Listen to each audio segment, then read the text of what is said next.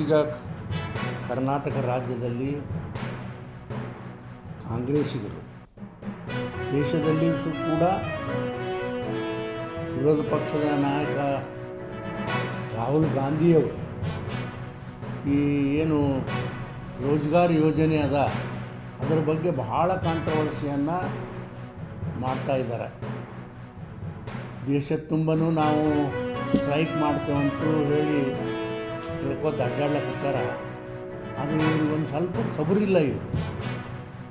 ಆದ್ರೆ ನೋಡಿರಿ, 1989 ಜವಾಹರ್ಲಾಲ್ ನೆಹರು ರೋಜ್ಗಾರ್ ಯೋಜನೆ ಅಂತ ತಂದ್ರಿ, ಅದಕ್ಕೆ ಅಮೆಂಡ್ಮೆಂಟ್ ತಂದ್ರಿ, ಪ್ರಾರಂಭ ಮಾಡಿದ್ರಿ ಅಲ್ಲಿಂದ. ಆಮೇಲೆ 1999 ಯೋಜನೆಯಲ್ಲಿ 1999ರಲ್ಲಿ ಸಂಪೂರ್ಣ